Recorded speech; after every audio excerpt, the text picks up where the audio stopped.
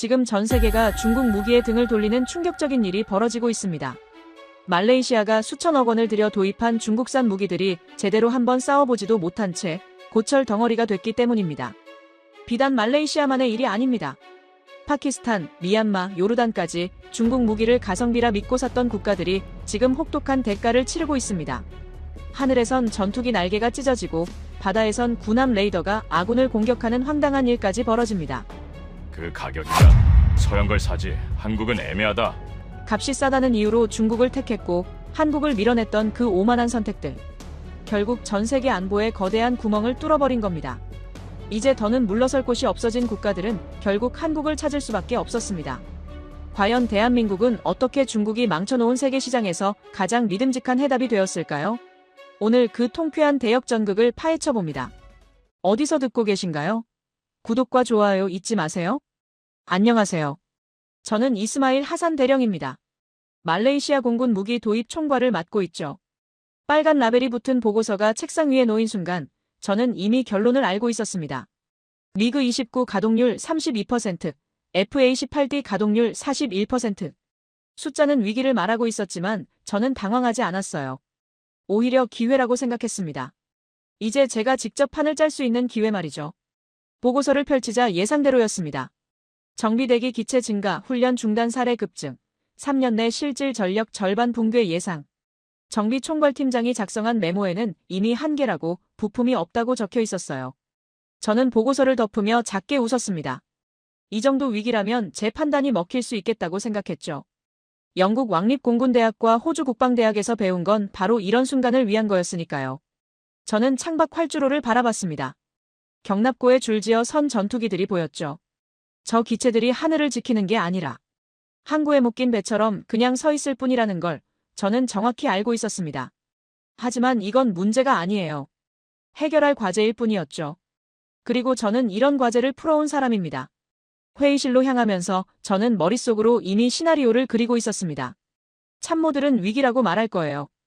예산 담당관은 돈이 없다고 할 것이고 정비총괄은 시간이 없다고 할 겁니다. 하지만 저는 답을 가지고 있었죠. 빠르고 싸고 효율적인 선택. 그게 전부였습니다.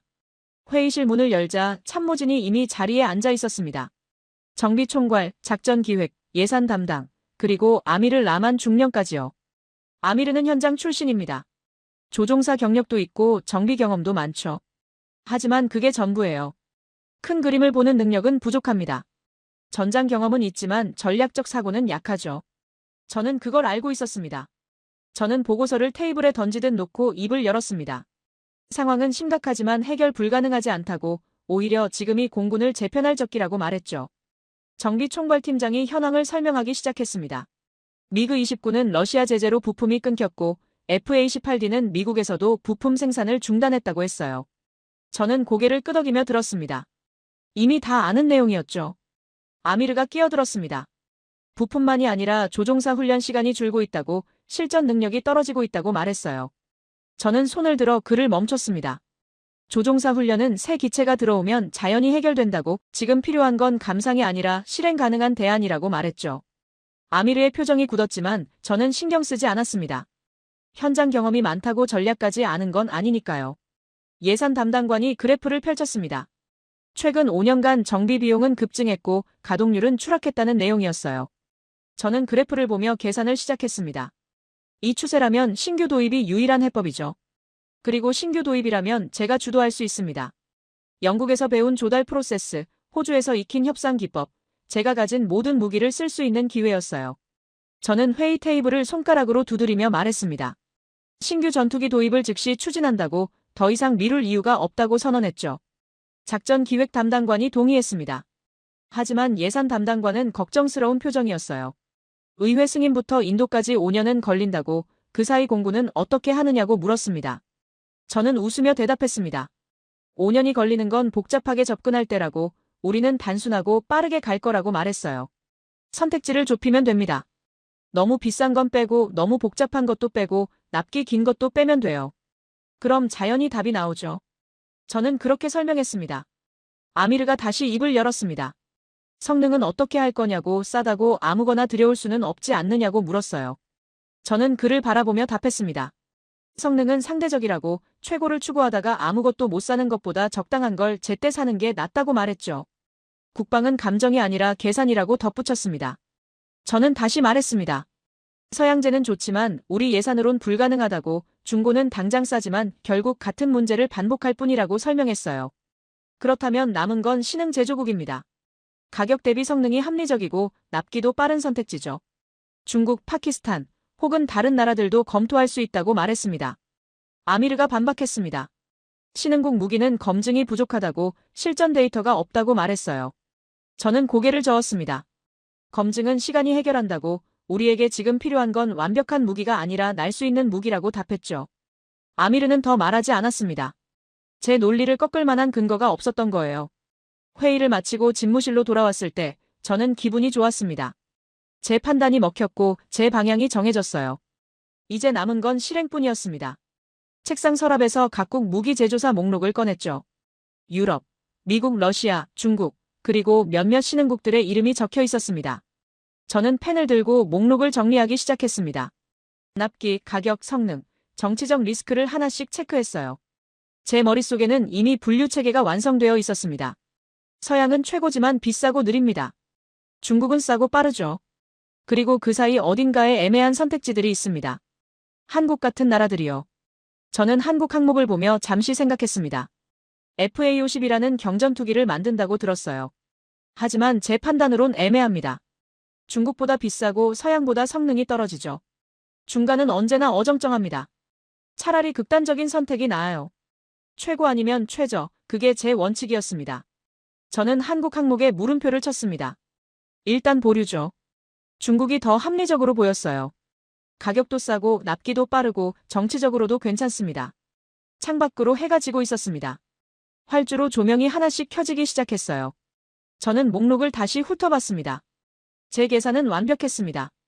위기를 기회로 바꾸고 공군을 재편하고 제 커리어도 한 단계 올릴 수 있는 프로젝트였죠. 그날 밤 저는 확신에 차 있었습니다. 제 판단은 틀리지 않는다고, 이번에도 성공할 거라고 믿었어요. 하늘이 비기 전에 우리는 다시 채워 넣을 것입니다. 그것도 가장 합리적인 방법으로, 가장 빠른 속도로, 가장 저렴한 가격으로요. 그게 제가 말레이시아 공군에 줄 수 있는 최선의 선물이었습니다. 다음 날 아침 저는 일찍 출근했습니다. 어젯밤 정리한 목록을 본격적으로 체계화할 시간이었죠. 화면에는 제가 만든 엑셀 시트가 떠올랐어요. 무기 제조국 평가표였습니다.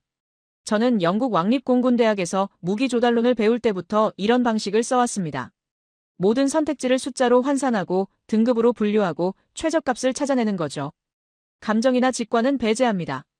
오직 계산만이 정답을 알려주니까요. 그게 제가 이 자리까지 올라온 이유였습니다. 엑셀 시트의 첫 번째 열에는 국가명이 적혀 있었습니다. 미국, 영국, 프랑스, 러시아, 중국, 한국, 파키스탄. 두 번째 열부터는 평가 항목이었죠. 성능, 가격, 납기, 정치적 안정성, 유지보수 난이도. 각 항목마다 10점 만점으로 점수를 매기는 시스템이었습니다. 저는 미국부터 입력하기 시작했습니다. F-35, 슈퍼호넷, 모두 최고 수준이죠. 성능 항목에 9점을 줬습니다. 하지만 가격은 3점, 납기는 2점이었어요. 정치적 조건도 까다로워서 4점을 줬습니다. 합산 점수는 중간 수준에 머물렀죠. 예상대로였습니다. 영국과 프랑스도 비슷했습니다. 타이푼, 라팔 모두 훌륭한 기체들이에요. 성능은 8점에서 9점 사이였습니다.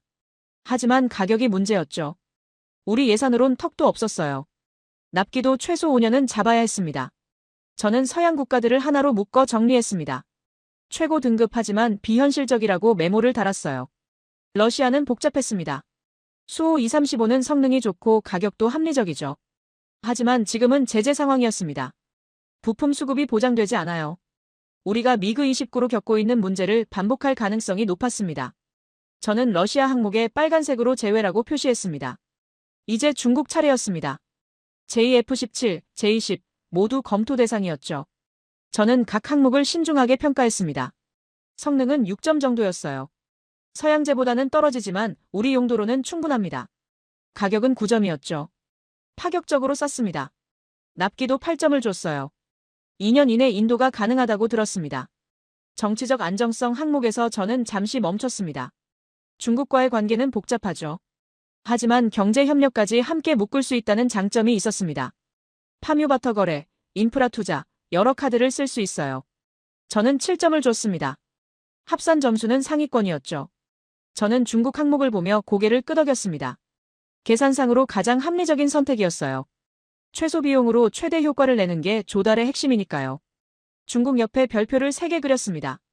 그 다음이 한국이었습니다. 저는 한국 항목을 보며 잠시 생각했어요. FA50이라는 경전투기를 만든다고 알고 있었습니다.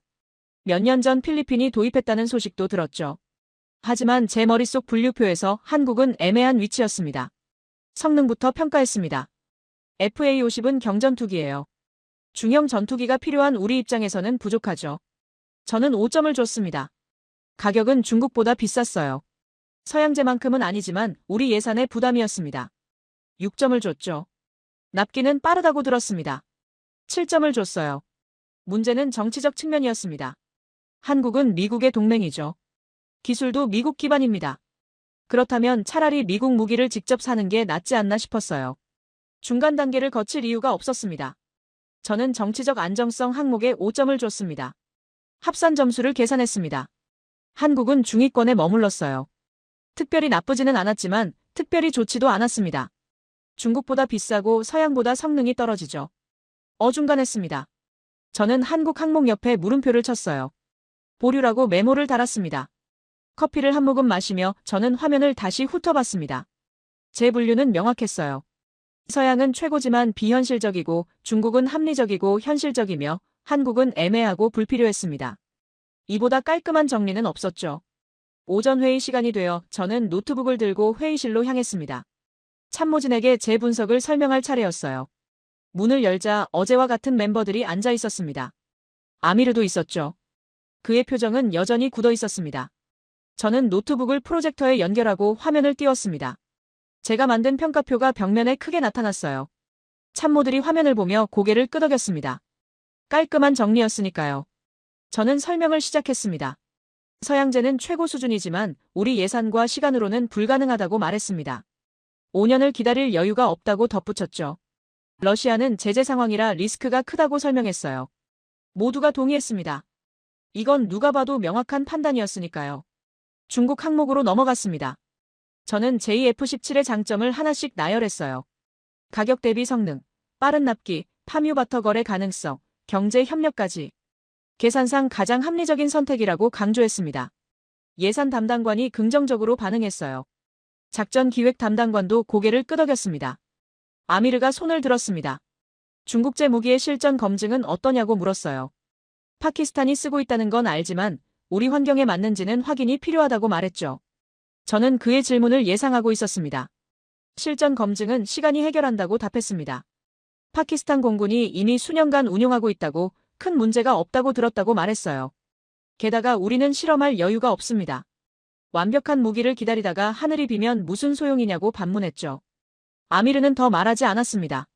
저는 다음 슬라이드로 넘어갔습니다. 한국 항목이었어요. 화면에는 FA50 사진과 간단한 스펙이 나타났습니다. 참모들이 관심 있게 봤죠. 저는 간략하게 설명했습니다. 한국은 경전투기를 만든다고 필리핀과 폴란드가 도입했다고 말했어요. 하지만 우리에게는 애매한 선택이라고 덧붙였습니다. 중국보다 비싸고 서양보다 성능이 떨어지죠. 중간은 언제나 어정쩡하다고 설명했습니다. 예산 담당관이 물었습니다.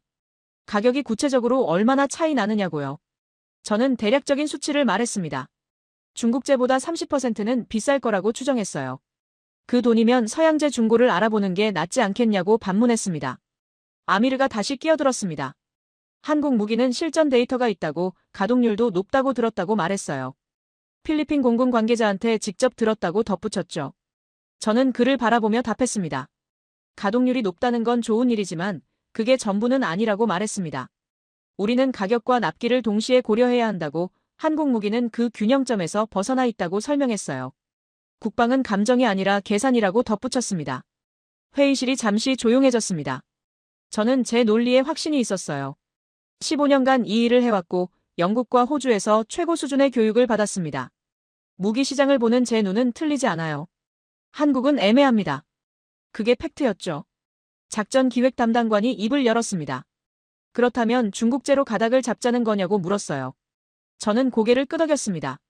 일단 중국을 1순위로 두고 협상을 시작하자고 제안했죠. 파묘 거래까지 엮으면 의회 통과도 수월할 거라고 덧붙였습니다. 예산 담당관이 동의했습니다. 작전 기획 담당관도 찬성했어요. 아미르만 표정이 밝지 않았습니다. 하지만 그는 반대 의견을 내지 않았어요. 제 논리를 뒤집을 만한 근거가 없었던 겁니다. 저는 회의를 마무리하며 말했습니다. 다음 주부터 중국 측과 접촉을 시작한다고 구체적인 제안서를 받아보자고 지시했어요. 한국은 일단 보류하고 서양제는 예비 옵션으로만 남겨두자고 덧붙였습니다. 모두가 동의했습니다. 회의가 끝나고 집무실로 돌아오는 길에 아미르가 저를 따라왔습니다. 대령님, 한 가지만 말씀드려도 되겠냐고 조심스럽게 물었어요. 저는 걸음을 멈추고 그를 바라봤습니다. 아미르는 한국 무기를 너무 쉽게 배제하는 것 같다고 말했습니다. 실전 데이터가 있고 정비가 쉽고 부품 수급도 안정적이라고 들었다고 덧붙였죠. 한 번쯤은 제대로 검토해볼 필요가 있지 않겠냐고 물었어요. 저는 그의 어깨에 손을 올렸습니다. 아미르, 자네는 현장을 잘 알지만 큰 그림은 놓치고 있다고 말했어요. 우리는 지금 3년 안에 하늘을 채워야 합니다. 완벽한 선택을 찾을 시간이 없다고 설명했죠. 중국이 가장 빠르고 저렴한 해법이라고 덧붙였습니다. 아미르는 더 말하지 않았습니다. 고개를 숙이고 돌아갔어요. 저는 그의 뒷모습을 보며 생각했습니다. 현장 경험은 소중하지만 전략적 판단과는 다른 영역이죠. 저는 전략가입니다. 큰 그림을 보는 사람이에요. 집무실로 들어와 노트북을 다시 켰습니다. 한국 항목을 한 번 더 봤어요. 물음표가 그대로 있었습니다. 저는 잠시 고민하다가 항목 자체를 회색으로 바꿨습니다. 검토 대상에서 사실상 제외한다는 의미였죠. 창밖으로 활주로가 보였습니다. 전투기 한 대가 이륙하고 있었어요. 저 기체가 얼마나 더 날 수 있을지 저는 알고 있었습니다. 시간이 없었어요. 빠르게 결정하고 빠르게 실행해야 했습니다. 저는 중국 담당 직원에게 이메일을 보냈습니다. 다음 주 베이징 방문 일정을 잡으라고 지시했어요. 제조사 미팅, 공장 시찰, 계약 조건 논의까지 모두 준비하라고 덧붙였습니다. 제 계산이 실행으로 옮겨지는 순간이었죠. 그날 오후, 저는 확신에 차 있었습니다. 제 분류표는 완벽했어요. 서양은 비현실적이고 중국은 현실적이며 한국은 불필요했습니다. 이보다 명확한 판단은 없었죠. 국방은 감정이 아니라 계산입니다. 그리고 저는 계산을 가장 잘하는 사람이었으니까요. 중국 출장 일정을 잡고 며칠이 지났을 때 비서가 제 집무실로 들어왔습니다. 한국항공우주산업에서 미팅 요청이 왔다고 전했어요. FA50 브리핑을 하고 싶다는 내용이었죠. 저는 달력을 보며 한숨을 쉬었습니다. 이미 결론을 내린 상황인데 굳이 시간을 쓸 필요가 있나 싶었어요. 하지만 거절할 수도 없는 노릇이었습니다. 형식적으로라도 여러 업체를 검토했다는 기록이 필요했으니까요. 의회에 보고할 때 한 곳만 봤다고 하면 문제가 될 수 있었죠. 저는 비서에게 말했습니다. 다음 주 금요일 오후 2시에 잡으라고 1시간만 배정하라고 지시했어요. 금요일이 되었습니다. 오전 내내 서류 작업을 하다가 점심을 먹고 회의실로 향했어요. 복도를 걸으며 저는 이미 결론을 정해두고 있었습니다. 어차피 한국은 우리 선택지에 없어요. 형식적으로 듣고 예의상 고맙다고 하고 검토하겠다고 말하면 끝이었죠. 회의실 문을 열자 한국 측 사람들이 이미 앉아 있었습니다. 3명이었어요. 가운데 앉은 사람이 명함을 건넸습니다. 김 부장이라고 소개했죠. 영어가 유창했습니다. 양옆에는 기술 담당자와 계약 담당자가 앉아 있었어요. 저는 악수를 하고 자리에 앉았습니다. 김 부장이 노트북을 열며 말했습니다. 시간 내주셔서 감사하다고 FA50에 대해 설명하겠다고 했어요. 저는 고개를 끄덕이며 시계를 슬쩍 봤습니다. 2시 5분이었죠. 1시간이면 충분합니다. 프레젠테이션이 시작됐습니다. 첫 화면에는 FA50 사진이 떴어요. 깔끔한 디자인이었습니다. 김 부장이 설명하기 시작했죠.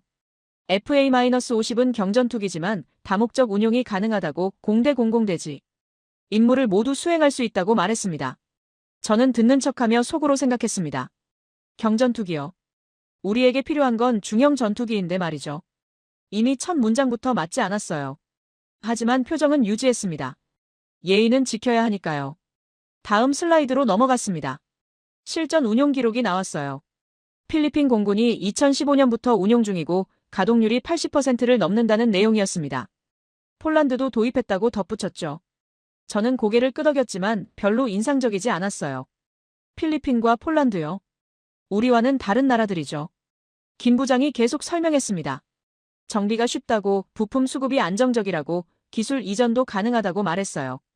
화면에는 정비 소요 시간 그래프가 나타났습니다. 다른 기종보다 30% 짧다는 내용이었죠. 저는 속으로 웃었습니다. 정비 시간이 짧은 게 전투기를 선택하는 기준은 아니거든요. 기술 담당자가 이어받았습니다.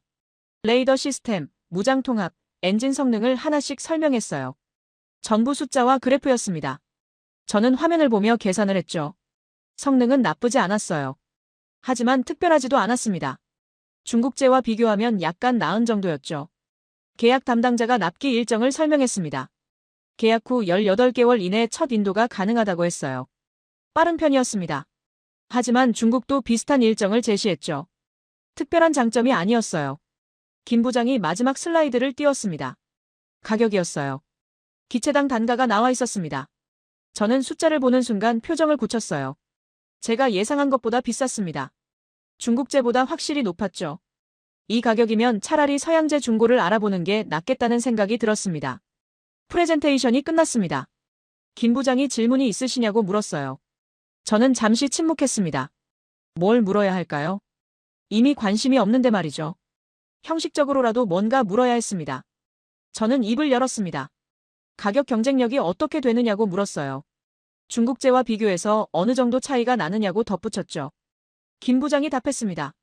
단순 가격만 보면 중국제가 저렴하지만 생애주기 비용을 따지면 FA50이 더 효율적이라고 설명했어요. 생애주기 비용이요. 저는 속으로 코웃음을 쳤습니다. 그건 나중 이야기예요. 지금 당장 필요한 건 예산 안에서 최대한 많은 기체를 사는 겁니다. 20년 뒤 정비 비용은 그때 가서 걱정하면 돼요. 저는 고개를 끄덕이며 다음 질문을 했습니다. 기술 이전 범위가 어디까지냐고 물었어요. 김 부장이 답했습니다. 정비 기술, 부품 제작 기술, 일부 업그레이드 기술까지 이전 가능하다고 했죠. 하지만 저는 별로 관심이 없었습니다. 우리에게 지금 필요한 건 기술이 아니라 날 수 있는 전투기니까요. 시계를 봤습니다. 2시 50분이었어요. 10분 정도 남았습니다. 저는 자리에서 일어나며 말했습니다. 좋은 프레젠테이션이었다고 검토해보겠다고 했어요. 김 부장도 일어났습니다. 추가 자료가 필요하면 언제든 연락달라고 말했죠. 악수를 하고 회의실을 나왔습니다. 복도로 나오자마자 아미르가 기다리고 있었어요. 한국 측 프레젠테이션은 어땠냐고 물었습니다. 저는 어깨를 으쓱했어요. 나쁘지 않았지만 특별하지도 않았다고 답했습니다. 아미르가 다시 물었습니다. 가동률이 80% 넘는다는 건 상당히 높은 수치 아니냐고 검토해볼 가치가 있지 않겠냐고 말했어요. 저는 고개를 저었습니다. 가동률만 보고 전투기를 사는 건 아니라고 가격과 납기를 함께 봐야 한다고 답했죠. 아미르가 계속 물었습니다. 그럼 가격이 얼마나 비쌌냐고요? 저는 구체적인 숫자를 말했습니다. 중국제보다 기체당 30%는 비싸다고 덧붙였어요. 그 돈이면 추가 기체를 몇 대 더 살 수 있냐고 반문했습니다. 아미르는 더 말하지 않았습니다. 저는 집무실로 돌아왔어요. 책상에 앉아 한국 측이 남기고 간 자료 봉투를 봤습니다. 두툼했어요. 하지만 열어볼 생각이 들지 않았습니다. 어차피 결론은 정해져 있으니까요. 저녁이 되어 참모회의가 있었습니다. 오늘 있었던 한국 측 미팅을 보고해야 했어요. 저는 간단하게 설명했습니다. 프레젠테이션은 괜찮았지만 우리 요구사항에는 맞지 않는다고, 특히 가격이 문제라고 말했죠. 예산 담당관이 물었습니다. 구체적으로 얼마나 비쌌냐고요? 저는 중국제와 비교 수치를 말했습니다.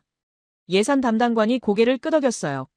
그 정도 차이면 부담스럽다고, 다른 옵션을 보는 게 맞다고 동의했습니다. 작전 기획 담당관도 말했습니다. 경전투기로는 우리 임무 수행에 한계가 있다고, 중형급이 필요하다고 덧붙였어요. 저는 그렇다고 맞장구 쳤습니다. 모두가 같은 생각이었죠. 아미르만 조용했습니다. 표정이 밝지 않았어요. 하지만 그는 반대 의견을 내지 않았습니다. 근거가 없었던 거죠. 숫자는 명확했으니까요. 저는 회의를 마무리하며 말했습니다. 한국은 검토 대상에서 제외한다고, 중국 쪽으로 본격 협상을 진행한다고 선언했어요. 다음 주 베이징 출장 준비를 시작하라고 지시했습니다. 모두가 동의했습니다. 회의가 끝나고 집무실로 돌아왔습니다. 창밖으로 어둠이 내리고 있었어요. 활주로 조명이 반짝였습니다. 저는 한국 측이 남긴 자료 봉투를 다시 봤습니다. 잠시 망설이다가 서랍에 넣어버렸어요. 볼 필요가 없었습니다. 다음 날 아침 비서가 들어와 말했습니다. 한국 측에서 감사 이메일이 왔다고 전했어요. 시간 내줘서 고맙다는 내용이었죠. 저는 답장하라고 지시했습니다. 검토하겠다고 결과는 나중에 알려주겠다고 쓰라고 말했어요. 하지만 저는 알고 있었습니다. 그들에게 연락할 일은 없을 거라고요. 한국은 우리 선택지에서 이미 지워졌습니다. 애매하게 비싼 무기를 살 이유가 없었어요. 그 돈이면 중국제를 더 사거나 아니면 서양제 중고를 알아보는 게 나았습니다. 저는 베이징 출장 일정표를 펼쳤습니다. 다음 주 월요일 출발이었어요. 제조사 방문, 공장 시찰, 가격 협상까지 빡빡한 스케줄이었습니다. 하지만 기대됐어요. 제 계산이 현실로 바뀌는 순간이니까요. 점심시간에 아미르가 제 집무실로 찾아왔습니다. 대령님, 한 가지만 말씀드려도 되겠냐고 조심스럽게 물었어요. 저는 고개를 끄덕였습니다. 아미르는 한국 무기를 너무 빨리 제외한 것 같다고 말했습니다. 적어도 자료라도 제대로 검토해봐야 하지 않겠냐고 가동률 80%는 무시할 수 없는 수치라고 덧붙였죠. 저는 그를 바라보며 천천히 말했습니다. 아미르, 한국 무기는 애매하게 비쌉니다. 그 돈이면 서양을 고르죠. 아니면 중국을 더 사는 게 낫습니다. 중간은 언제나 어정쩡하다고 설명했어요. 국방은 감정이 아니라 계산이라고 덧붙였습니다. 아미르는 입을 다물었습니다. 더 할 말이 없었던 거예요. 저는 베이징 일정표를 그에게 보여줬습니다. 다음 주면 중국 측과 본격 협상이 시작된다고 그때까지 내부 준비를 끝내라고 지시했죠. 아미르는 고개를 숙이고 나갔습니다. 저는 집무실로 돌아와 서랍을 열었습니다. 한국 측 자료 봉투가 그대로 있었어요. 잠시 망설이다가 다시 닫아버렸습니다. 필요 없었습니다. 제 판단은 이미 끝났으니까요. 월요일 아침 일찍 공항으로 향했습니다. 베이징행 비행기는 정시에 출발했어요. 기내에서 저는 중국 측 제안서를 다시 훑어봤습니다. JF-17 전투기, 파격적인 가격, 그리고 특별한 제안 하나가 눈에 들어왔죠. 파뮤바터 거래였습니다. 이건 단순한 무기 구매가 아니었어요. 경제 협력까지 엮인 패키지였습니다. 말레이시아는 세계 2위 파뮤 수출국이죠. 중국은 최대 수입국이고요. 전투기를 파뮤로 결제할 수 있다면 외환 부담이 확 줄어듭니다. 저는 제안서를 보며 웃었어요. 이건 정치적으로도 완벽한 카드였습니다. 베이징 공항에 도착하자 중국 측 담당자가 나와 있었습니다. 리 부장이라고 소개했어요. 공항에서 호텔까지 가는 차 안에서 그는 일정을 설명했죠. 오늘은 제조사 본사 방문, 내일은 공장 시찰, 모레는 가격 협상이라고 했습니다. 호텔에 짐을 풀고 바로 제조사 본사로 향했습니다. 베이징 외곽의 거대한 건물이었어요. 로비에 들어서자 JF-17 모형이 전시되어 있었습니다. 실물 크기였죠. 인상적이었어요. 회의실로 안내됐습니다. 넓고 현대적인 공간이었어요. 타원형 테이블 주변에 중국 측 인원들이 앉아 있었습니다. 총괄 이사, 기술 이사, 영업 이사, 그리고 정부 관계자까지. 꽤 많은 사람들이었죠. 저는 제 팀과 함께 자리에 앉았습니다. 총괄 이사가 환영 인사를 했습니다. 말레이시아와의 협력을 기대한다고 JF-17이 최고의 선택이 될 거라고 말했어요. 저는 고개를 끄덕이며 답했습니다. 우리도 기대하고 있다고 구체적인 제안을 듣고 싶다고 말했죠. 영업 이사가 프레젠테이션을 시작했습니다. 첫 화면에는 JF-17 사진이 크게 떴어요. 중국과 파키스탄이 공동 개발한 경량 전투기라고 소개했습니다. 파키스탄 공군이 이미 100대 이상 운용 중이고 미얀마도 도입했다고 덧붙였죠. 성능 설명이 이어졌습니다. 레이더, 무장, 항속거리 모두 괜찮은 수준이었어요. 특별히 나쁜 점은 없었습니다. 저는 고개를 끄덕이며 들었죠. 한국의 FA-50과 비슷한 수준이라고 생각했습니다. 하지만 다음 슬라이드에서 분위기가 바뀌었습니다. 가격이었어요. 기체당 단가가 나왔는데 제가 예상했던 것보다 더 낮았습니다. 한국제보다 40%는 쌌어요. 서양제와는 비교도 안 됐죠. 저는 속으로 환호했습니다. 이 가격이면 계획했던 것보다 더 많은 기체를 살 수 있었어요. 영업이사가 계속 설명했습니다. 납기는 18개월이라고 한국과 같은 수준이라고 말했어요. 정비 교육과 부품 공급도 포함된다고 덧붙였습니다. 저는 팀원들과 눈빛을 교환했죠. 모두 긍정적인 표정이었습니다. 그리고 마지막 슬라이드가 나왔습니다. 특별 제안이라는 제목이었어요. 리 부장이 설명을 이어받았습니다. 중국 정부는 말레이시아와의 전략적 협력을 원한다고 단순한 무기 판매를 넘어선 경제 파트너십을 제안한다고 말했죠. 구체적인 내용이 나왔습니다. 파뮤바터 거래였어요. 전투기 대금의 최대 50%를 파뮤로 결제할 수 있다는 제안이었습니다. 중국은 연간 500만 톤 이상의 파뮤를 수입하죠. 우리 주요 수출품이에요. 이 거래가 성사되면 외환 부담을 절반으로 줄일 수 있었습니다. 저는 숫자를 빠르게 계산했습니다. 24대를 도입한다고 가정하면 절반을 파묘로 결제할 경우 실제 현금 지출은 엄청나게 줄어듭니다. 의회를 설득하기도 쉬워지죠. 국방 예산 부담을 덜면서 농업 수출까지 늘리는 윈윈 전략이었어요. 리 부장이 덧붙였습니다. 이건 단순한 거래가 아니라고 양국 관계를 한 단계 끌어올리는 계기가 될 거라고 말했어요. 중국은 말레이시아의 파묘 산업에 투자할 준비도 되어 있다고 했습니다. 정제시설, 물류 인프라 모두 협력 가능하다고 덧붙였죠.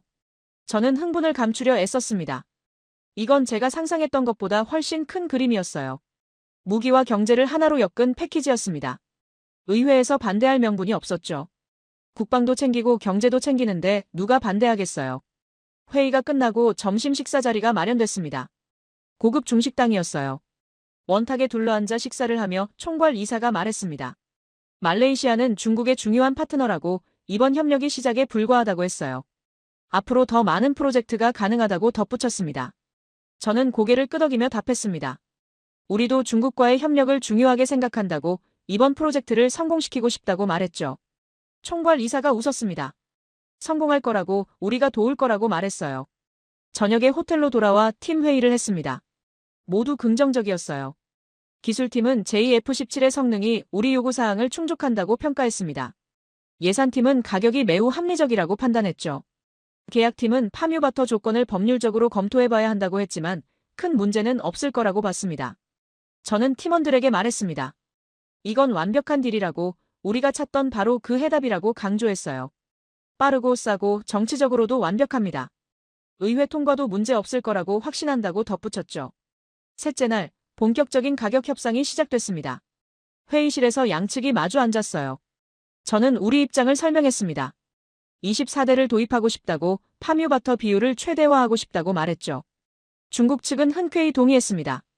세부 조건을 논의했습니다. 인도 일정, 정비 교육, 부품 공급, 기술 지원까지 하나씩 정리했어요.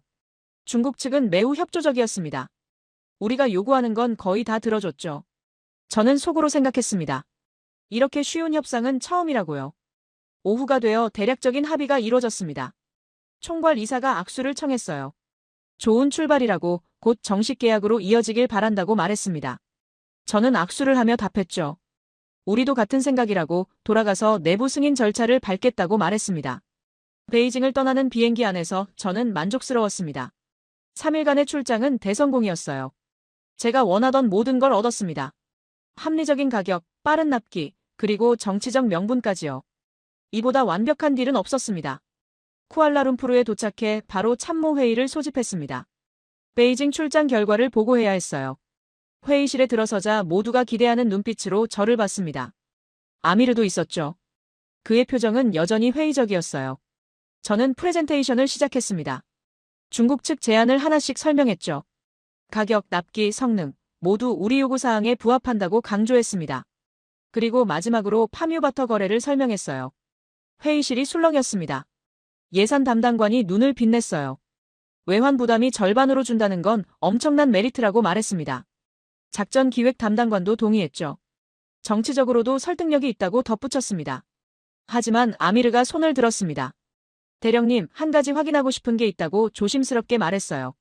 중국제 무기의 신뢰성은 검증됐냐고 실전 데이터를 본 적 있냐고 물었습니다. 저는 잠시 멈췄습니다. 파키스탄이 100대 이상 운용하고 있다고 미얀마도 도입했다고 답했어요. 그 정도면 충분한 검증 아니냐고 반문했습니다. 아미르는 더 말하지 않았지만 표정은 여전히 밝지 않았어요. 저는 회의를 마무리하며 말했습니다. 중국제로 최종 결정한다고 다음 주부터 계약서 초안 작업을 시작한다고 선언했어요. 의회 보고는 제가 직접 하겠다고 덧붙였습니다. 모두가 박수를 쳤습니다. 아미르만 조용했죠. 그날 밤 저는 집무실에 혼자 남아 있었습니다. 창밖으로 쿠알라룸푸르의 야경이 펼쳐졌어요. 저는 중국 측 제안서를 다시 펼쳤습니다. 완벽했어요. 가격, 조건, 정치적 명분, 모든 게 맞아떨어졌습니다. 이건 정치적으로도 완벽한 선택이다. 저는 중얼거렸습니다. 국방과 경제를 동시에 해결하는 전략이에요. 영국과 호주에서 배운 이론들이 현실로 구현되는 순간이었죠. 제 커리어에서 최고의 프로젝트가 될 겁니다. 노트북을 열어 의회 보고 자료를 만들기 시작했습니다. 제목은 이렇게 정했어요. 국방 강화와 경제 협력을 동시에 달성하는 전략적 선택이라고요. 완벽한 제목이었습니다. 베이징 출장 후 2주가 지났습니다. 계약서 초안 작업이 한창이었어요. 법무팀과 예산팀이 매일 회의실에 모여 조항을 검토했습니다. 파뮤바터 거래 비율, 인도 일정, 위약금 조건까지 세세하게 따지고 있었죠. 저는 만족스러웠어요. 모든 게 순조롭게 진행되고 있었습니다. 그날 아침, 아미르가 제 집무실로 찾아왔습니다. 평소보다 표정이 더 굳어 있었어요. 손에는 서류 몇 장을 들고 있었습니다. 대령님, 이것 좀 보셔야 할 것 같다고 조심스럽게 말했죠. 저는 커피를 마시다 멈췄습니다. 아미르가 서류를 책상에 펼쳤습니다. 미얀마 공군 내부 보고서였어요. 어디서 구했냐고 물었습니다. 아미르는 동남아 공군 네트워크를 통해 입수했다고 답했죠. 비공식 채널이지만 신뢰할 만한 출처라고 덧붙였습니다. 보고서를 읽기 시작했습니다. 미얀마가 2017년 도입한 중국산 JF-17에 대한 내용이었어요. 초반에는 문제없이 운용했다고 나와 있었습니다. 하지만 2년차부터 상황이 달라졌죠. 기체 균열이 발견됐다는 기록이 있었습니다. 세부 내용이 나왔습니다. 동체와 날개 연결부에서 미세 균열이 발견됐고 안전상 이유로 비행 시간을 제한했다고 적혀 있었어요. 중국 측에 부품 교체를 요청했지만 대응이 느렸다는 메모도 있었습니다. 몇 대는 아예 경납고에 묶여 있다고 했죠. 저는 보고서를 덮으며 말했습니다. 이건 미얀마의 정비 문제일 수도 있다고, 열대기후에서 관리를 제대로 못했을 가능성이 크다고 설명했어요. 아미르는 고개를 저었습니다. 그게 다가 아니라고 말했죠. 두 번째 서류를 꺼냈습니다. 이번엔 파키스탄 공군 관련 자료였어요. J-10 전투기에 대한 내용이었습니다. 파키스탄이 최근 도입한 중국제 전투기죠. 아미르가 설명하기 시작했습니다. 파키스탄 공군 조종사들 사이에서 불만이 나오고 있다는 내용이었어요. 레이더 성능이 기대에 못 미친다고, 데이터 링크가 자주 끊긴다고 적혀 있었습니다. 특히 다국적 훈련에서 서양제 전투기와 함께 작전할 때 문제가 심각했다고 했죠. 저는 서류를 밀어냈습니다. 파키스탄은 100대 넘게 중국제를 쓰고 있다고, 몇 가지 문제가 있다고 전체를 부정할 순 없다고 말했어요. 모든 무기는 초기에 문제가 있기 마련이라고 덧붙였습니다. 아미르가 계속 말했습니다. 대령님, 이건 한두 건이 아니라고 강조했어요. 중국제 무기를 도입한 여러 나라에서 비슷한 문제가 보고되고 있다고 했습니다. 파키스탄, 미얀마, 방글라데시, 패턴이 있다고 덧붙였죠. 저는 짜증이 났습니다. 아미르, 지금 우리가 뭘 하고 있는지 안 하고 물었어요. 계약서 초안까지 나온 상황이라고, 이제 와서 전체를 뒤집을 수는 없다고 말했습니다. 게다가 이건 소문일 뿐이라고, 공식적으로 확인된 게 아니라고 덧붙였죠. 아미르는 물러서지 않았습니다. 그렇다면 최소한 중국 측에 확인이라도 해봐야 하지 않겠냐고 물었어요. 이 문제들이 사실인지 해결책이 있는지 물어보자고 제안했습니다. 저는 손을 저었습니다. 중국 측에 이런 걸 물어보면 어떻게 되겠어요? 우리가 믿지 못한다는 신호를 주는 겁니다. 협상이 틀어질 수도 있죠. 파뮤바터 거래까지 엮여있는 상황에서 그럴 순 없다고 설명했습니다. 아미르는 입을 다물었지만 표정은 밝지 않았어요. 그 주 금요일 참모회의가 있었습니다. 계약 진행 상황을 점검하는 자리였어요. 법무팀이 계약서 초안을 설명했습니다. 대부분의 조항이 정리됐고 다음 달이면 서명 단계로 넘어갈 수 있다고 보고했죠. 예산팀도 긍정적이었습니다. 파뮤바터 거래 조건이 구체화됐고 재무부도 승인했다고 전했어요. 외환 부담이 절반으로 줄어든다는 계산이 확실해지자 모두가 만족스러워했습니다. 하지만 아미르가 또 손을 들었습니다. 대령님, 운용 안정성에 대해 다시 한번 검토해야 한다고 말했어요. 주변국 사례를 봤을 때 우려되는 부분이 있다고 덧붙였습니다. 회의실이 조용해졌죠. 저는 아미르를 바라봤습니다. 목소리를 낮춰 말했어요. 아미르 중령, 우리는 이미 몇 달째 이걸 검토하고 있습니다. 중국 공장도 직접 봤고 파키스탄 사례도 확인했죠. 이제 와서 근거 없는 소문으로 전체를 흔들 순 없다고 강조했습니다. 예산 담당관이 거들었습니다. 모든 무기에는 초기 문제가 있다고, 그걸 완벽하게 피할 수는 없다고 말했어요. 중요한 건 가격과 납기라고, 우리 예산으론 이게 최선이라고 덧붙였죠. 작전 기획 담당관도 동의했습니다. 아미르는 더 말하지 않았습니다. 하지만 그의 표정에는 불만이 가득했어요. 저는 회의를 마무리하며 말했습니다. 다음 달 중국 측과 최종 미팅을 잡는다고 서명 절차를 준비하라고 지시했죠. 회의가 끝나고 집무실로 돌아왔습니다. 아미르가 남긴 서류들이 여전히 책상 위에 있었어요.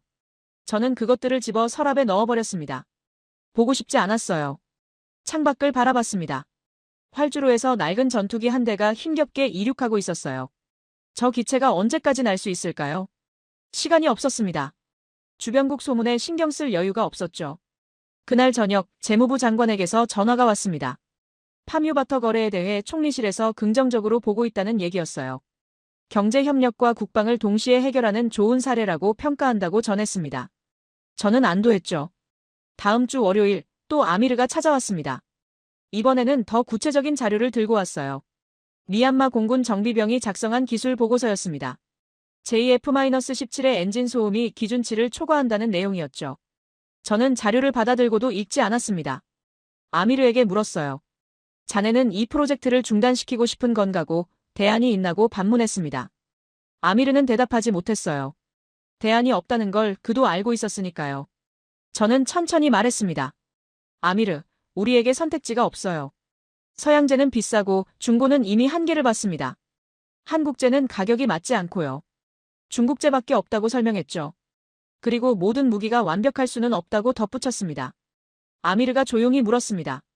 그럼 문제가 생기면 어떻게 하냐고, 미얀마처럼 기체가 묶이면 어떻게 하냐고 되물었어요. 저는 단호하게 답했습니다. 그때 가서 해결하면 된다고, 지금은 일단 하늘을 채우는 게 우선이라고 말했죠. 아미르는 고개를 저으며 나갔습니다. 저는 그의 뒷모습을 보며 생각했어요. 현장 경험이 많은 건 좋지만 너무 세부적인 것만 본다는 게 문제죠. 큰 그림을 봐야 하는데 말입니다. 며칠 후 국방부 내부 회의가 있었습니다.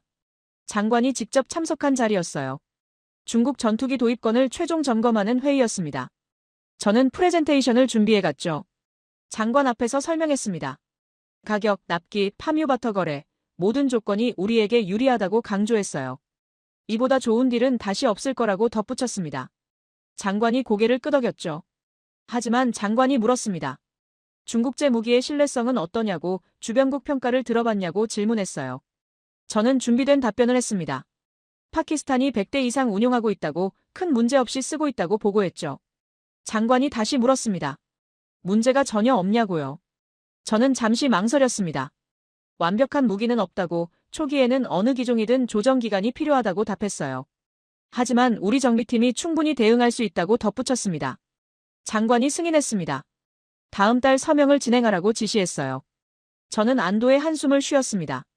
이제 되돌릴 수 없는 강을 건넌 거예요. 회의를 마치고 나오는 길에 복도에서 아미르와 마주쳤습니다. 그가 물었어요. 장관님께 주변국 사례를 보고했냐고요. 저는 고개를 저었습니다. 그럴 필요 없었다고, 그건 소문일 뿐이라고 답했죠. 아미르가 말했습니다. 대령님, 이건 우연이 아닙니다. 여러 나라에서 같은 문제가 나온다는 건 패턴이 있다는 뜻이라고 강조했어요. 지금이라도 멈춰야 한다고 덧붙였습니다. 저는 화가 났습니다. 아미르, 자네는 선을 넘고 있어요. 이미 장관 승인까지 받았다고, 이제 와서 흔들면 안 된다고 말했죠. 자네 의견은 들었지만 받아들일 수 없다고 선을 그었습니다. 집무실로 돌아와 중국 측에 이메일을 보냈습니다. 다음 달 쿠알라룸푸르에서 최종 서명식을 하자고 제안했어요. 곧 답장이 왔습니다. 기쁘게 참석하겠다는 내용이었죠. 저는 달력에 서명식 날짜를 표시했습니다. 그날이 제 커리어의 정점이 될 거예요. 국방과 경제를 동시에 해결한 역사적인 거래로 기록될 겁니다. 주변국 소문 따위는 중요하지 않았어요. 그날 밤 저는 확신과 불안 사이에서 흔들렸습니다. 하지만 확신 쪽으로 기울기로 했어요. 제 판단을 믿기로 했습니다. 영국과 호주에서 배운 이론, 15년간의 경험, 그 모든 게 이 선택을 지지했으니까요. 주변국 문제는 그들의 문제일 뿐입니다. 우리는 다를 거예요. 서명식이 2주 앞으로 다가왔습니다. 의전팀이 행사 준비에 바빴고 법무팀은 최종 계약서를 검토하고 있었어요. 저는 서명식 연설문을 다듬고 있었습니다. 국방과 경제를 동시에 살리는 역사적 결정이라는 문구를 여러 번 수정했죠. 그날 오후 비서가 급하게 들어왔습니다. 표정이 심상치 않았어요. 국방부 장관실에서 긴급회의 소집 연락이 왔다고 전했습니다. 해군 관련 중대 사안이라고만 했죠. 저는 고개를 갸우뚱했습니다. 해군이요? 우리는 공군인데 말이죠. 회의실로 향했습니다. 문을 열자 이미 여러 사람이 앉아 있었어요. 장관, 해군 참모차장, 해군 함정 운용 책임자, 그리고 감사원 관계자까지. 심상치 않은 조합이었습니다. 아미르도 자리에 있었죠. 그의 표정이 묘하게 굳어 있었어요. 장관이 입을 열었습니다. 오늘 긴급회의를 소집한 이유는 해군의 중국산 함정 도입 실패 사례를 공유하기 위해서라고 말했어요. 공군 전투기 도입을 앞두고 참고할 필요가 있다고 덧붙였습니다. 저는 긴장했죠. 해군 참모차장이 일어났습니다. 프로젝터에 사진이 하나 떴어요. 군함이었습니다. 리틀 미사일 쉽, LMS라고 불리는 소형 전투함이었죠. 2017년 중국에서 4척을 도입했다고 설명했습니다. 당시 계약 내용이 화면에 나타났습니다. 최신 레이더, 통합 전투체계, 현지 정비, 기술 이전까지 포함된 패키지였어요. 가격은 서양제의 절반 수준이었습니다. 저는 화면을 보며 생각했죠. 우리 계약과 비슷하다고요. 해군 참모차장이 계속 설명했습니다. 계약 당시에는 모든 게 완벽해 보였다고 말했어요. 중국 측은 최신 기술을 제공한다고 약속했고 빠른 인도를 보장했습니다. 18개월 만에 첫 함정이 도착했죠. 예정대로였어요. 하지만 다음 슬라이드가 넘어가자 분위기가 바뀌었습니다. 문제 발생 경과라는 제목이 떴어요. 저는 몸을 앞으로 기울였습니다. 첫 번째 문제는 레이더였습니다. 계약서에는 최신형 다기능 레이더라고 명시되어 있었어요. 하지만 실제 장착된 건 구형 모델이었습니다. 탐지거리가 계약서보다 30% 짧았죠. 해군이 항의했지만 중국 측은 기술 사양이 맞다고 주장했습니다. 두 번째 문제는 전투체계였습니다. 레이더와 무기 시스템이 제대로 연동되지 않았어요. 센서 간섭이 심했고 데이터가 끊기는 일이 빈번했습니다. 해군 기술팀이 몇 달간 조정 작업을 했지만 근본적 해결은 안 됐죠. 세 번째는 엔진이었습니다. 소음과 진동이 기준치를 초과했어요. 장시간 운항 시 승무원들이 피로를 호소했습니다. 중국 측에 개선을 요청했지만 설계상 한계라는 답변만 돌아왔죠. 해군 함정 운용 책임자가 이어받았습니다. 더 심각한 건 부품 공급이라고 말했어요. 고장난 부품을 교체하려면 중국에 요청해야 하는데 대응이 너무 느렸습니다. 몇 달씩 걸리는 경우도 있었죠. 화면에 사진이 떴습니다. 항구에 정박한 LMS 함정들이었어요. 4척 중 3척이 부두에 묶여 있었습니다. 운용 불가 상태라는 설명이 붙어 있었죠. 저는 숨이 막혔습니다. 감사원 관계자가 말했습니다. 가장 큰 문제는 기술 이전 미이행이라고 지적했어요. 계약서에는 정비기술, 부품 제작 기술, 시스템 운용 기술까지 이전한다고 명시되어 있었습니다. 하지만 실제로는 아무것도 이루어지지 않았죠. 중국 측은 핵심 기술은 보안상 이전할 수 없다고 통보했습니다. 기본적인 정비 교육만 제공했어요. 결국 고장이 나면 중국 기술자를 불러야 했고 그때마다 막대한 비용이 들었습니다. 감사원 관계자가 숫자를 제시했습니다. 함정 4척 도입에 들어간 총 비용이 화면에 떴어요. 여기에 정비 비용, 중국 기술자, 초청 비용, 부품, 긴급 수송 비용까지 합치면 당초 계약금의 2배가 넘었습니다. 그리고 마지막 슬라이드가 나왔습니다. 현재 상태라는 제목이었어요. 4척 중 1척만 제한적으로 운용 중이고 나머지는 항구에서 대기 중이라고 적혀 있었습니다. 실전 투입은 사실상 불가능하다는 평가였죠. 회의실이 침묵에 잠겼습니다. 저는 화면을 멍하니 바라봤어요. 이게 현실이라는 게 믿기지 않았습니다.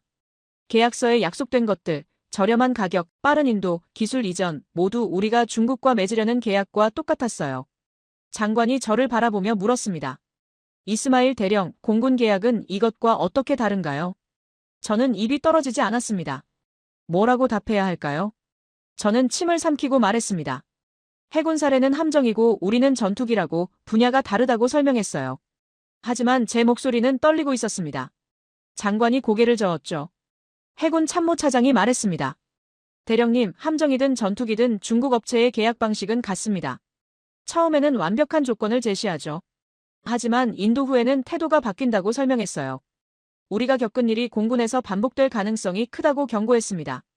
아미르가 손을 들었습니다. 제가 몇 주 전부터 보고드린 내용이 바로 이겁니다. 미얀마 전투기, 파키스탄 전투기, 그리고 지금 우리 해군 함정까지.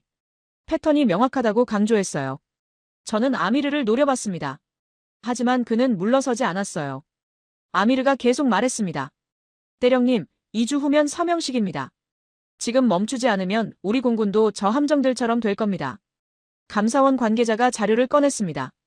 다른 동남아 국가들의 중국 무기 도입 사례였어요. 인도네시아, 태국, 방글라데시 모두 비슷한 문제를 겪었다고 보고했습니다. 초기 약속과 실제 이행 사이의 괴리가 컸죠. 장관이 저에게 물었습니다. 대령, 이 모든 사례를 알고 있었나요? 저는 대답할 수 없었습니다. 알고 있었어요. 아미르가 몇 번이나 보고했죠. 하지만 저는 무시했습니다. 서랍에 넣어버렸어요. 아미르가 일어섰습니다. 저를 똑바로 보며 말했어요. 대령님, 저 배들은 무기가 아닙니다. 저건 국가 예산으로 산 고철입니다. 우리 전투기도 같은 운명을 맞고 싶으십니까? 그 말이 가슴에 박혔습니다. 고철이라는 단어가 귓가에 맴돌았어요. 저는 아무 말도 할 수 없었습니다. 장관이 결론을 내렸습니다. 전투기 계약을 재검토하라고 지시했어요. 최소한 중국 측에 해군 사례를 들어 확약을 받아야 한다고 말했습니다. 서명식은 일단 연기하라고 덧붙였죠. 회의가 끝났습니다. 저는 자리에서 일어날 수 없었어요. 다리에 힘이 빠졌습니다. 다른 사람들이 하나둘 나가고 회의실에는 저와 아미르만 남았죠. 아미르가 조용히 말했습니다. 대령님, 제가 몇 번이나 말씀드렸습니다. 저는 고개를 들 수 없었어요. 그가 옳았습니다. 처음부터 끝까지 옳았어요. 집무실로 돌아와 서랍을 열었습니다. 아미르가 건넸던 서류들이 그대로 있었어요. 미얀마 보고서, 파키스탄 자료 모두 거기 있었습니다. 저는 그것들을 꺼내 책상에 펼쳤죠. 하나씩 읽기 시작했습니다. 기체 균열, 레이더 문제, 엔진 결함, 부품 지연, 모든 게 해군 사례와 똑같았어요. 저는 이걸 알고 있었습니다. 아미르가 몇 번이나 경고했죠. 하지만 저는 듣지 않았어요. 왜 듣지 않았을까요? 너무 자신했기 때문입니다. 영국과 호주에서 배운 이론, 15년간의 경험, 그게 저를 눈멀게 만들었어요. 저는 숫자만 봤습니다. 가격, 납기, 예산, 오직 계산만 했죠. 하지만 아미르는 현실을 봤습니다. 실제로 날아다니는 전투기를, 실제로 고장난 함정을, 실제로 고통받는 조종사들을 봤어요. 저는 엑셀 시트만 들여다봤죠. 창밖을 바라봤습니다. 활주로에 우리 낡은 전투기들이 서 있었어요. 곧 새 전투기들이 올 거라고 믿었습니다. 하지만 그게 정말 새 전투기일까요? 아니면 하늘을 나는 고철일까요? 휴대폰이 울렸습니다. 중국 측에서 온 메시지였어요. 서명식 참석자 명단을 확인해달라는 내용이었습니다. 저는 답장하지 않았습니다. 뭐라고 말해야 할지 몰랐어요. 책상에 놓인 연설문을 봤습니다. 국방과 경제를 동시에 살리는 역사적 결정이라고 적혀 있었죠. 저는 그 문장을 천천히 찢었습니다. 한 장 한 장, 조각조각 찢어냈어요. 창밖으로 동이 트고 있었습니다. 새로운 날이 밝아오고 있었어요. 하지만 제게는 가장 어두운 아침이었습니다. 아침 일찍 아미르를 불렀습니다. 그가 집무실로 들어왔을 때 저는 일어서서 그를 맞았어요. 자리를 권하고 커피를 따라줬습니다. 평소와 다른 제 태도에 아미르는 조금 당황한 표정이었죠. 저는 천천히 입을 열었습니다. 아미르, 자네 말이 옳았어요. 처음부터 끝까지요. 제가 듣지 않았던 건 제 오만함 때문이었습니다. 아미르는 고개를 저었지만 저는 계속 말했어요. 사과한다고, 앞으로는 현장의 목소리를 경청하겠다고 약속했습니다. 아미르가 조용히 물었습니다. 이제 어떻게 하실 겁니까? 저는 한숨을 쉬었어요. 중국 측과 재협상을 시도해야 한다고, 해군 사례를 들어 확실한 보장을 받아내야 한다고 답했습니다. 그날 오후 중국 측에 화상회의를 요청했습니다. 리 부장이 화면에 나타났어요. 평소처럼 웃는 얼굴이었습니다. 저는 단도직입적으로 말했습니다. 우리 해군의 함정 문제를 알고 있냐고, 같은 일이 전투기에서도 벌어질까 우려된다고 전했죠. 리 부장의 표정이 굳었습니다. 잠시 침묵이 흘렀어요. 그가 답했습니다. 해군 사례는 불행한 일이지만 함정과 전투기는 다르다고, 우리는 계약을 성실히 이행할 것이라고 말했습니다. 하지만 구체적인 보장은 하지 않았어요. 저는 다시 물었습니다. 기술 이전을 확실히 이행할 수 있냐고, 부품 공급을 보장할 수 있냐고 물었어요. 리 부장이 망설였습니다. 계약서에 명시된 범위 내에서 최선을 다하겠다고만 답했죠. 애매한 대답이었습니다. 저는 더 강하게 나갔습니다. 그럼 위약금 조항을 강화하자고, 이행 실패 시 배상 조건을 명확히 하자고 제안했어요. 리 부장의 얼굴이 더욱 굳었습니다. 그건 상부와 논의해야 한다고, 시간이 필요하다고 말했죠. 화상회의가 끝났습니다. 저는 알 수 있었어요. 중국 측은 조건을 바꿀 생각이 없다는 걸요. 그들에게 우리는 여러 고객 중 하나일 뿐이었습니다. 우리 우려 따위는 중요하지 않았죠. 며칠 후 중국 측에서 답변이 왔습니다. 이메일이었어요. 계약 조건은 이미 합의된 사항이라고, 추가 변경은 어렵다고 적혀 있었습니다. 우려가 있다면 계약을 취소할 수도 있다고 그렇게 암시했죠. 저는 참모회의를 소집했습니다. 중국 측 답변을 공유했어요. 모두 난감한 표정이었습니다. 예산 담당관이 물었습니다. 그럼 계약을 취소하는 겁니까? 저는 고개를 끄덕였어요. 다른 선택지가 없었습니다. 하지만 문제는 대안이었습니다. 중국을 포기하면 뭘 선택해야 할까요? 저는 다시 각국 무기 목록을 펼쳤습니다. 몇 달 전에 만든 그 평가표였죠. 하지만 이제는 다르게 보였어요. 러시아를 먼저 검토했습니다. 수호 230은 성능이 좋죠. 하지만 제재 상황은 여전했어요. 아미르가 자료를 내놨습니다. 인도네시아 공군의 수호 230 사례였죠. 부품 수급 문제로 가동률이 40%대에 머물고 있다는 내용이었습니다. 작전 기획 담당관이 말했습니다. 러시아는 안 된다고, 우리 미그 29가 이미 부품 지옥에 빠져 있다고 강조했어요. 같은 실수를 반복할 순 없었습니다. 작전 기획 담당관이 확인한 바로는 서양제는 최소 5년이 걸린다고 했습니다. 생산 라인이 다 차 있다고, 우리 순서가 오려면 한참 기다려야 한다고 말했죠. 5년이요. 그 사이 우리 전력은 완전히 붕괴될 겁니다. 회의실이 침묵에 잠겼습니다. 중국은 신뢰할 수 없고, 러시아는 부품이 없고, 서양은 비싸고 느리고, 중고는 의미 없었습니다. 선택지가 하나씩 지워지고 있었어요. 아미르가 조심스럽게 말했습니다. 대령님, 한국은 어떻습니까? 저는 움찔했어요. 한국이요. 몇 달 전에 제가 서랍에 넣어버린 바로 그 나라 말이죠. 저는 고개를 저으려다가 멈췄습니다. 왜 안 되죠? 예전에 제 판단은 뭐였나요? 애매하게 비싸다고, 중국보다 비싸고 서양보다 성능이 떨어진다고 했었죠. 하지만 지금은 상황이 달랐습니다. 아미르가 한국 측 자료를 꺼냈습니다. 몇 달 전 회의실에 두고 간 그 봉투였어요. 저는 당시에 열어보지도 않았죠. 아미르가 그걸 보관하고 있었습니다. 자료를 펼쳤습니다. FA50의 상세 스펙이 나왔어요. 이번엔 제대로 봤습니다.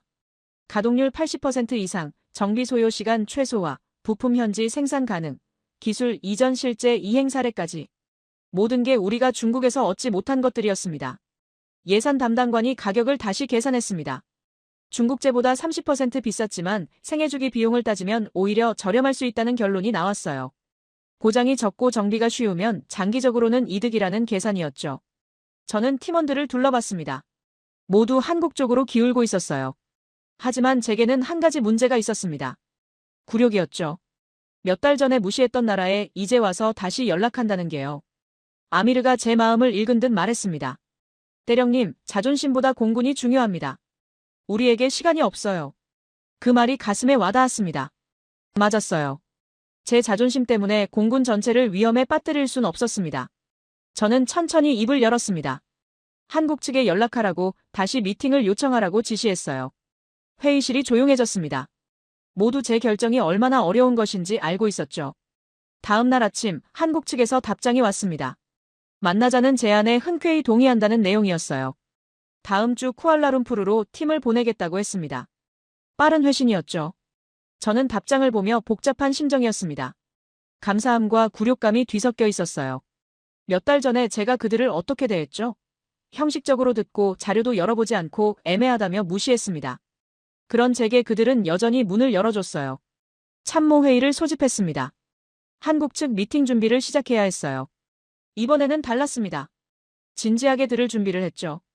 질문 목록을 만들고 검토 사항을 정리했습니다. 아미르가 말했습니다. 이번엔 제대로 봐야 한다고, 가동률과 정비 데이터를 상세히 확인해야 한다고 강조했어요. 저는 고개를 끄덕였습니다. 그의 말대로 할 겁니다. 예산 담당관이 물었습니다. 도입 규모는 어떻게 하겠냐고요? 저는 생각했습니다. 24대를 원했지만 예산이 부족했어요. 18대 정도가 현실적이라고 판단했습니다. 최소 전력은 유지할 수 있는 숫자였죠. 작전 기획 담당관이 동의했습니다. 18대면 2개 비행대대를 구성할 수 있다고, 운용 가능하다고 평가했어요. 완벽하진 않지만 충분하다고 덧붙였습니다. 그날 밤 저는 혼자 집무실에 남았습니다. 책상 위에는 한국 측 자료가 펼쳐져 있었어요. 몇 달 전에 서랍에 넣었던 바로 그 자료였습니다. 이번엔 한 페이지 한 페이지 꼼꼼히 읽었죠. 필리핀 공군 평가서가 눈에 들어왔습니다. FA50 도입 후 만족도가 매우 높다는 내용이었어요. 가동률이 높고 정비가 쉽고 한국 측 지원이 신속하다고 적혀 있었습니다. 제가 놓쳤던 정보들이었죠. 저는 한숨을 쉬었습니다. 처음부터 이걸 제대로 봤다면 어땠을까요? 중국으로 헛걸음하지 않았을 거예요. 몇 달의 시간을 허비하지 않았겠죠. 하지만 후회해도 소용없었습니다. 그날 밤 저는 깨달았습니다. 선택권이 사라진 게 아니었어요. 제가 스스로 선택권을 버렸던 겁니다. 오만함으로 눈이 멀어 진짜 선택지를 보지 못했죠. 이제야 보입니다. 한국이 처음부터 답이었다는 걸요. 며칠 뒤 한국팀이 다시 왔습니다. 이번엔 달랐어요. 저는 공항까지 마중을 나갔습니다. 김 부장이 놀란 표정으로 악수를 청했죠. 몇 달 전과는 완전히 다른 대우였으니까요. 호텔로 안내하고 저녁 식사를 함께 했습니다. 격식을 차린 자리가 아니라 편안한 분위기였어요. 저는 솔직하게 말했습니다. 몇 달 전 무례했다고 제대로 보지 못했다고 사과했죠. 김 부장은 웃으며 답했습니다. 다시 기회를 주셔서 감사하다고요. 다음 날 아침 본격적인 회의가 시작됐습니다. 이번엔 제가 직접 질문 리스트를 준비했어요. 가동률 데이터, 정비 소요 시간, 부품 공급 체계, 기술 이전 범위, 하나도 빠짐없이 확인하려고 했습니다. 김 부장이 먼저 자료를 펼쳤습니다. 필리핀 공군의 실제 운용 데이터였어요. 2015년부터 현재까지 8년간의 기록이었습니다. 월별 가동률, 정비 내역, 부품 교체 이력까지 모두 공개했죠. 투명했습니다. 저는 숫자들을 꼼꼼히 봤습니다. 가동률은 실제로 80%를 넘었어요.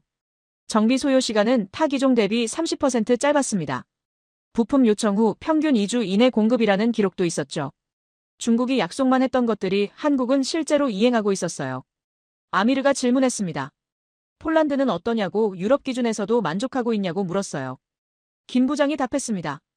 폴란드는 2023년 추가 주문까지 했다고 48대로 증량했다고 전했죠. 만족하지 않았다면 불가능한 일이었습니다. 기술 담당자가 정비 교육 프로그램을 설명했습니다. 한국에서 3개월 교육, 말레이시아 현지 기술 지원 1년, 부품 현지 생산 기술 이전까지. 계획표가 구체적이었어요. 중국처럼 애매한 약속이 아니었습니다. 저는 가장 중요한 질문을 했습니다. 계약 후 문제가 생기면 어떻게 대응하느냐고요. 김 부장이 답했습니다. 필리핀에서 한 번 엔진 문제가 있었다고 한국 기술팀이 48시간 내 현지 도착해서 해결했다고 말했어요. 증빙 서류까지 보여줬습니다. 예산 담당관이 가격을 재확인했습니다. 기체당 단가는 몇 달 전과 같았어요. 하지만 이번엔 생애주기 비용까지 함께 제시했습니다. 30년 운용 기준으로 계산하면 중국제보다 오히려 저렴하다는 분석이었죠. 작전 기획 담당관이 무장 통합을 물었습니다. 한국 무기만 쓸 수 있는 거 아니냐고요. 김 부장이 고개를 저었습니다. 나토 표준 무기 모두 통합 가능하다고 미국제 유럽제 모두 장착할 수 있다고 설명했어요. 유연성이 있었습니다. 회의는 오후 내내 이어졌습니다. 저는 모든 질문에 명확한 답을 얻었어요. 의심스러운 부분이 없었습니다. 한국은 약속한 걸 지키는 나라였죠. 김 부장과 악수를 했습니다. 다음 주부터 계약서 작업을 시작하자고 빠르게 진행하자고 말했어요. 김 부장이 고맙다고 답했습니다. 신뢰해 주셔서 감사하다고 덧붙였죠. 2주 후 저는 서명하며 생각했습니다. 이 결정이 옳다고요. 몇 달간 헤맸지만 결국 제대로 된 곳에 도착했다고요. 김 부장도 서명했습니다. 우리는 악수를 나누며 웃었어요. 서명식 후 기자회견이 있었습니다. 기자들이 질문했어요. 왜 한국을 선택했냐고, 중국 대신 한국을 고른 이유가 뭐냐고 물었습니다. 저는 준비한 답변을 했죠. 한국은 약속을 지키는 나라라고, 실제 이행 실적이 검증됐다고 답했습니다. 가동률과 정비 데이터가 우수하고 기술 이전도 확실하다고 설명했어요. 가격만 보고 선택하는 시대는 지났다고 덧붙였습니다. 계약 체결 3개월 후 생산이 시작됐습니다. 한국 측이 진행 상황을 정기적으로 보고했어요. 투명했습니다. 어떤 부품이 조립되고 어떤 검사를 통과하고 모든 게 실시간으로 공유됐죠. 6개월 후 아미르가 한국 공장 시찰을 다녀왔습니다. 사진을 보여줬어요. 우리 공군 마킹이 붙은 FA50이 조립되고 있었습니다. 아름다웠어요. 아미르가 말했습니다. 품질 관리가 철저하다고 믿을만하다고 보고했죠. 그 사이 놀라운 일이 벌어졌습니다. 해군이 저를 찾아왔어요. 해군 참모차장이 직접 왔습니다. 중국 함정 문제를 해결하고 싶다고 한국 호위함을 검토하고 싶다고 말했죠. 저는 한국 측에 연락했습니다. 해군도 관심이 있다고 호위함 제안을 받을 수 있냐고 물었어요. 한국 측은 즉시 자료를 보냈습니다. 인천급 호위함, 검증된 설계, 실전 배치 경험까지. 해군이 만족했죠. 몇 달 후 해군이 한국 호위함 세척 도입을 결정했습니다. 중국 함정을 대체하는 거였어요. 계약 규모는 공군보다 더 컸습니다. 한국이 말레이시아 해군의 파트너가 된 거죠. 육군도 움직였습니다. K-21 장갑차와 천공 방공 시스템을 검토하기 시작했어요. 공군과 해군의 성공 사례를 보고 관심을 가진 겁니다. 한국이 말레이시아 국방의 기준이 되고 있었습니다. 1년 후 국방부 전체 회의가 있었습니다. 한국 무기 도입 성과를 점검하는 자리였어요. 공군의 군육군 대표들이 모두 모였습니다. 장관이 말했습니다. 이스마일 대령이 올바른 길을 찾았다고 말레이시아 국방의 새로운 기준을 만들었다고 평가했죠. 저는 고개를 저었습니다. 제가 한 게 아니라고 아미르 중령과 팀원들이 해낸 거라고 답했어요. 저는 단지 제 오만함을 인정하고 그들의 말을 들었을 뿐이라고 말했습니다. 장관이 웃었습니다. 그게 리더십이라고 잘못을 인정하고 올바른 선택을 하는 게 진짜 능력이라고 말했어요. 저는 감사하다고 답했습니다. 저는 생각했습니다. 한국은 애매한 나라가 아니었다고요. 우리가 기준을 잘못 잡았을 뿐이었습니다. 가장 비싼 게 최고가 아니고 가장 싼 게 가성비가 아니에요. 제대로 작동하는 게 최고였습니다. 책상 서랍을 열어 몇 달 전 메모를 꺼냈습니다. 제가 만든 평가표였죠. 서양은 최고, 중국은 가성비, 한국은 애매. 그렇게 적혀 있었어요. 저는 그 종이를 찢어버렸습니다. 새 종이에 다시 썼습니다. 서양은 비싸고 중국은 신뢰할 수 없고 한국은 검증됐다. 이게 진짜 기준이었어요. 가격이 아니라 신뢰성이, 약속이 아니라 이행이, 계산이 아니라 현실이 기준이었습니다. 아미르가 들어왔습니다. 조종사들 반응이 매우 좋다고 보고했어요. 다들 새 전투기에 만족한다고 전했습니다. 저는 웃으며 답했습니다. 자네 덕분이라고. 자네가 끝까지 포기하지 않아서 가능했다고 말했죠. 아미르가 고개를 저었습니다. 대령님이 들어주셔서 가능했다고 답했어요. 우리는 악수를 나눴습니다. 팀워크였죠. 그날 저녁 국방부 리셉션이 있었습니다. 한국 대사관 주최였어요. 한국 무기 도입 성과를 축하하는 자리였습니다. 김 부장도 왔죠. 저는 물었습니다. 처음 거절당했을 때 기분이 어땠냐고요. 김 부장이 솔직하게 답했습니다. 속상했다고 하지만 언젠가는 알아줄 거라고 믿었다고 말했어요. 한국은 실력으로 증명하는 나라라고 덧붙였습니다. 그 말이 가슴에 와닿았습니다. 한국은 실력으로 증명했어요. 말이 아니라 행동으로, 약속이 아니라 이행으로, 광고가 아니라 결과로 보여줬습니다. 그게 진짜였죠. 리셉션이 끝나고 밤하늘을 올려다봤습니다. 별이 빛나고 있었어요. 저 하늘을 우리 전투기들이 지킬 겁니다. 한국과 함께 만든 방위체계가요. 다음 날 아침 출근해서 보고서를 작성했습니다. 제목은 이렇게 정했어요. 한국, 새로운 기준이라고요. 내용은 간단했습니다. 한국은 늦게 등장한 게 아니다. 알아보는 쪽이 늦었을 뿐이다.